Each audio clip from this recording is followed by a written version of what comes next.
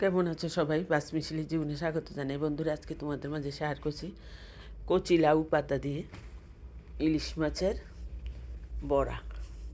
আমি গাছ থেকে লাউ পাতা কিছু নিয়ে যাব, একবার নরম কচি দেখে। আর তোমরা কে কোথা থেকে নিয়মিত আমার ভিডিও দেখো, প্লিজ লাইক কমেন্ট করবে, পেজটি এগিয়ে নিতে সাহায্য করবে।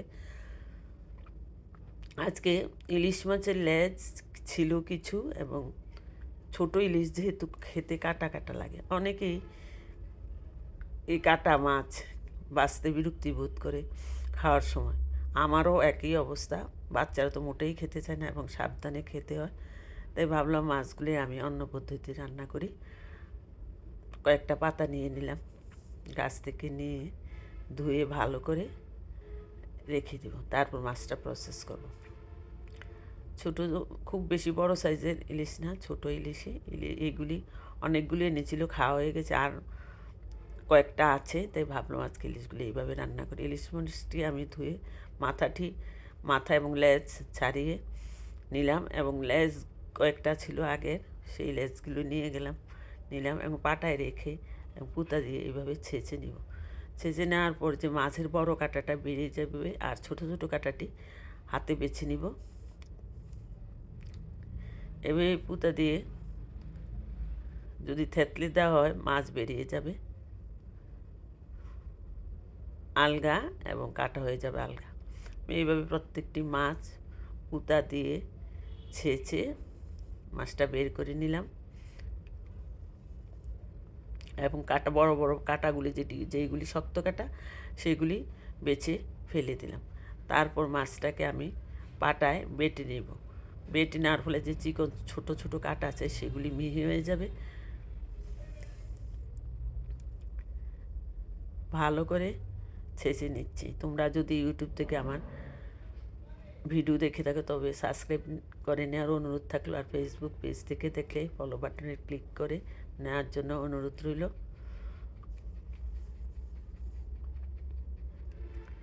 অনেক সময় লাগে এবং ধৈর্য লাগে।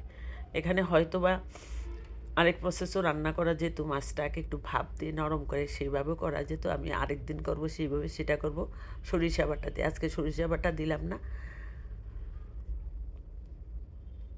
মিহি করে বাটার সাথে সাথে মাছের যে ছোটো কাঁটাগুলি সেগুলি মিহি হয়ে গেল, আর কাটার ঝামেলা নাই। তারপরে যদি দুই একটা থেকে থাকে সেগুলিও বেছে নেব।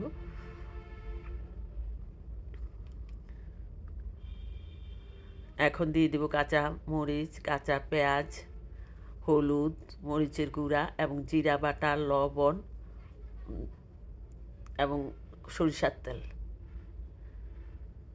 দিয়ে ভালো করে মেখে নিব।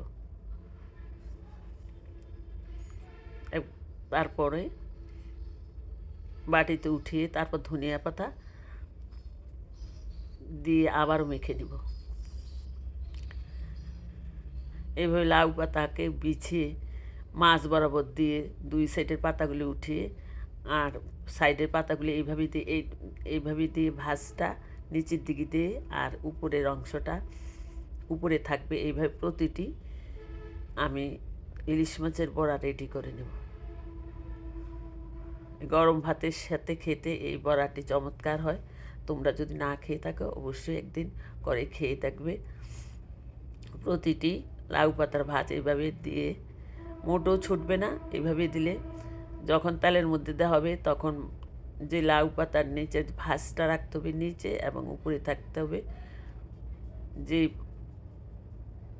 উল্টো দিক। এই এই যে ভাজের জায়গাটা দিতে হবে নিচে, আর এই জায়গাটা থাকবে উপরে। এইভাবে প্রতিটি পাতা আমি রেডি করে নেব। এবং এই ছোটো ইলিশ মাছ খাওয়া যে ঝামেলা, কাটার জন্য অনেকেই খেতে চাও না, তোমরা এইভাবে করে খেতে পারো। কলা পাতাও করা যায়, কলা পাতার মাঝেও করা যায়, সেটা কলা পাতা দিয়ে করা যায়। এবং সেটা আমার মনে হয় সরিষা বাটা দিয়ে করলে ভালো হবে, সরিষা নারিকেল দিয়ে। আমি আরেকদিন করবো, এইভাবে করে তোমাদের মাঝে শেয়ার করব। এভাবে প্রত্যেকটি আমি করে নিলাম। অনেকগুলো হয়েছিল, প্রায় 13-14টা হয়েছিল।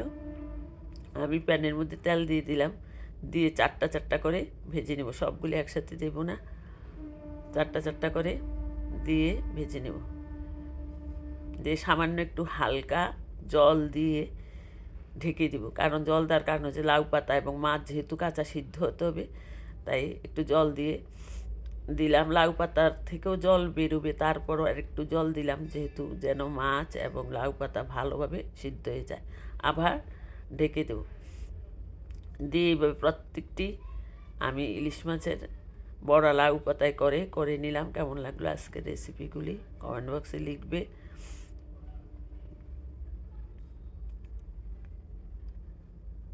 আরেকদিন তোমাদের মাঝে শেয়ার করব সরিষা বাটা দিয়ে কলা পাতা এবং নারকেল দিয়ে, সরিষা নারকেল দিয়ে কলা পাতায়, সেটা সামনে আসবে ভিডিওটা। গরম ভাতের সাথে গরম এবং গরম গরম বড়া, যেটা গরম থাকবে গরম অবস্থায় খেতে দারুণ টেস্ট হয়। তোমরা এইভাবে আশা করি করে খেয়ে দেখবে।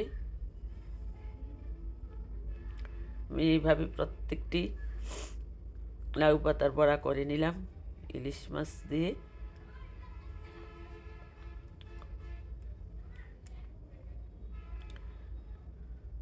চারটা চারটা করে দিয়ে করে ফেলেছি প্রত্যেকটি বড়া।